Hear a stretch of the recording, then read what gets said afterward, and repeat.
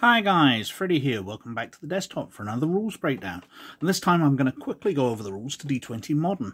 Now obviously this is a 3rd edition Dungeons & Dragons rule set, the D20 system, so it's going to be very similar to the video we've done on that system and other similar ones in the past. I'm going to focus on some of the little differences though, so I'll try and skip through the ordinary parts as quickly as possible. I would just like to point out that in my retro RPG on D20 Modern the other day, I remarked how much I do like this system. And I noticed when I was flicking through, it has a guide to what other work that Bill Slavicsek, Jeff Grubb, Richard Redman and Charles Ryan have done. Some of those names are very familiar to me.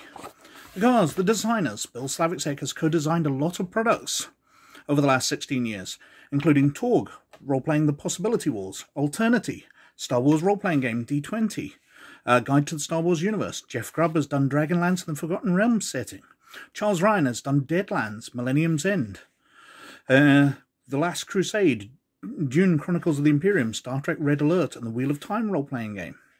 Rich Redman's done things for Alternity, the Dungeons & Dragons core rulebooks 3rd edition, Xenomorphs for the Dark Matter line, Dark Matter Arms and Equipment Guide, Defenders of the Faith, Deities and Demigods, and numerous other products. So these guys have a rich history of doing stuff that I absolutely love, which is probably a good guide to why I like this game. But anyway, let's get on with it. So skills are a matter of rolling a d20 and adding bonuses against the target number. If we flip to page 44, oh, I've gone too far, we can see difficulty class examples. So something that's very easy is a DC of 0. Easy is 5, average 10, tough 15, challenging 20, formidable 25, heroic 30, super heroic 35. So you're trying to roll a d20 and get that or over. That's your target number. Now, obviously, anything over 20s can be physically impossible on a d20, and that's where the bonuses come in. So, if we flick to page 56, we can see some of the skills. So, the way the skills work is getting your bonus off your attribute and adding any skill points to it, and you get a certain number of skill points every level. So, you can get these skills very, very high. So having a skill of 20 plus when your character is advanced isn't actually that rare. So you're rolling a d20, adding 20 or so to it against a target number. So suddenly the nearly impossible becomes actually achievable. Now, if I flick to page 36, we can see action points, which are the other part of it. You see, every character in D20 Modern gets action points based on their character level, and they get to roll an action point and add it to a single d20 roll used to make an attack, a skill check, an ability check, a level check, or a saving throw, or use a class talent or class feature during your turn, which the expenditure of 1 action point is required. So there's certain action abilities which you require action points to spend, but otherwise you are rolling a number of d6s. So at 8th level, you're rolling 2d6 and adding it to your d20. So it makes these very high target numbers even easier. Now turning to page 133, we have the initiative system. An initiative check is just a dexterity check. So you're rolling a d20 and you're adding your dexterity bonus. Now bonuses off attributes basically start at 0, at 10 and 11. And for every 2 points you go up and below that, you get a +1 or -1. So for a stat of 10 or 11, you get a 0 bonus. For an 8 of 9, you get a -1 penalty. But for 12 or 13, you get a +1. So when you're getting up to having an attribute of 18, you're getting a +4 to your dice roll. So with a nice high dexterity, you're adding a plus to your dice roll. And it's just a matter of whoever rolls highest goes first. Now, there are some other effects. So if you're holding your action, you can do that and wait until somebody else goes first. And other triggered actions, you know, waiting until something happens. I hit the first person to come through the door. and then somebody comes through the door, your action is triggered, and you get to go. But generally, it's just a matter of going from high to low based on the dice roll plus your dexterity bonus. Now I've flicked forward to the character sheets for combat, because character sheets are always pretty fantastic in the d20 system at showing you all the bonuses and things you need to hit and to defend. So we've got your attacks here. So you've got your base attack bonus, depending on your class and skill, plus any strength modifier you've got, or dexterity modifier for ranged combat, a size modifier, because smaller creatures are harder to hit, miscellaneous modifiers, so other things you get, magical bonuses, species bonuses, class bonuses, feats, etc. And they add up to your total. So that's your bonus that you're rolling a d20 and adding. But to hit a target, you're going against their defense, which is 10, plus their class bonus, plus any equipment bonus, so armor and magical items they've got, plus their dexterity modifier, plus a size modifier, because as I said, smaller creatures are harder to hit, larger creatures are easier to hit, a miscellaneous bonus, and any armor penalty. So if you're wearing particularly clunky armor which slows you down, that would come off. And that gives you the target number that you're rolling for to hit, or that somebody is rolling for to hit you. So it's a matter of rolling a d20, adding the bonus from your melee or ranged attacks against somebody's defense total. Now damage, like the Dungeons & Dragons 3rd edition, is based on your weapon. Now melee weapons add your strength bonus to the damage, but a lot of d20 Modern is going to be based on ranged weapons, in which case you're just using the weapon itself. So a Beretta 9mm autoloader here does 2d6 damage. So we're rolling 2d6, a 2, and a 2, so 4 damage. Now it's got critical bonuses here. So if you roll a 20 on your dice, then you've done a critical. Now some of the weapons, like the crossbow here, has a critical on a 19 or a 20. So if you roll a 19 or a 20, you do a critical, and a critical's double dice. So for the Beretta, it'd be 4d6, and for the bow, it will be 2d10, because it normally does 1d10. Now I've turned to page 141, which deals with hit points, because that's how d20 Modern deals with damage. You have a certain amount of hit points depending on your class, and they go up by a certain amount each level you gain. So you become harder to damage and kill. Now, at 0 hit points in d20 Modern, you become disabled, and you are dying at -1 to -9. However, when you reach -10, you are dead straight away. While you are dying, you can make recovery tests. So, somebody can stabilize you instantly, or each round, a dying character makes a fortitude saving throw. If the save fails, you lose 1 hit point and must make another save on the next turn.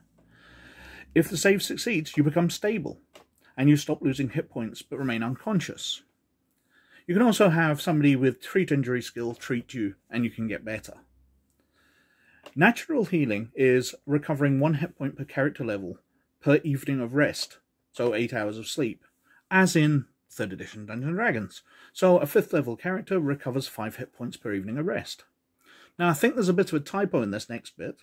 If you undergo complete bed rest, doing nothing for an entire day, you recover 2 times your character's level in hit points. A 5th level hero recovers 7 hit points per day of bed rest. Well, surely that means that you recover 10, because that would be 2 times your level. They've added 2 to the level there. So I think that's a bit of a mistake. Higher level characters recover hit points faster than lower level characters because they're tougher, and also because a given number of lost hit points represents a lighter wound for a higher level character. Now on page 18, we've reached the advancement section. So you receive a certain amount of experience and you go up levels. These give you maximum skill ranks you can have, so you can't have a skill above 20 until your 17th level with 136,000 experience. It also gives you cross-class skill ranks, so skills not available to your class you can still buy, but they must be lower, what feats you can buy, and what ability increases you've had. Now, if I flick on to page 204, it gives us some guidance on that. So, we have guides here about awarding experience points, encounter goals, encounter levels, determining encounter levels. So how your character will gain the experience points. But a secondary advancement system in D20 Modern is money and wealth. So as you buy things, you make a test instead. So you have a wealth level, which you add to your D20, and you're rolling against the target number of the items. So if I flip back to the equipment section a second, we can see a fragmentation grenade here as a DC of 16. So if I have a bonus of 6, I roll a natural 20, I've bought it. But me failing that roll doesn't necessarily mean that I didn't have enough money for it. It just means that I didn't have enough money on it for me at that time. I didn't have enough cash on me, I'd left my wallet at home, whatever. These introduce story features, which is something I really like, instead of your character just lugging around sackfuls of gold pieces in Dungeons & Dragons. Your character can have lots and lots of money while not having access to that money at all times, because it's tied up in investments, you've actually bought stuff with it, so you just aren't that liquid. So you get your experience, and you also get wealth bonuses. Wealth bonus adventure reward. So depending on encounter levels, you can get wealth bonuses. Now flicking to page 38,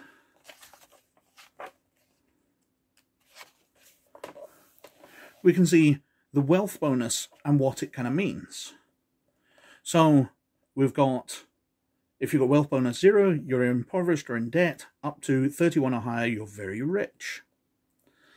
And it explains how they work there. 1d20 plus your wealth bonus against the target numbers. But on page 95, it actually explains how your wealth bonus can go down as well. So 95. Selling stuff. Oh, I'm on the wrong page. Losing wealth, it's 91. So every time you purchase an object or service with a purchase DC higher than your current wealth, so you're buying something with a cost of 15 and you've got a 14 or lower wealth, your wealth bonus goes down. So you've got enough cash to buy that on that one occasion, but your wealth has gone down slightly. And how much it goes down depends on how many points over. So if it's only 1 point higher than your current wealth bonus, you only lose 1 point. If it's 11 to 15 points higher than your current wealth bonus, you lose 1d6 points. If it's 16 or minus, 16 points or higher, you lose 2d6 points straight off your wealth bonus. So you're spending a large amount of your liquid cash and lowering your ability to buy things in the future. Now, I really do like this system because it does mean that your character can extend themselves and they can attempt to buy something way more expensive than normal. So your character's quite poor, but they can try and buy a new car. But it's going to affect their ability to buy things in the future because they've spent virtually every penny they've got.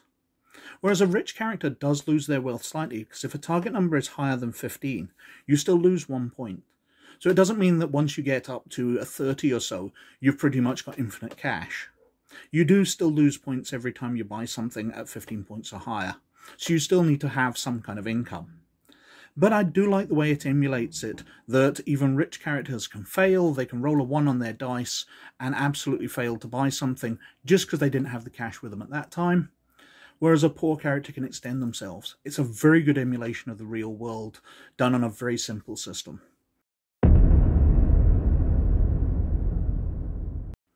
So that is D20 Modern, or a quick look through the rules. It's a very good system, I like it a lot, and I highly recommend digging it out. It uses the 3rd edition Dungeons & Dragons rules, which, as I've stated on many times in the past, are my absolute favourites. I really do think they're the best Dungeons & Dragons rules out there.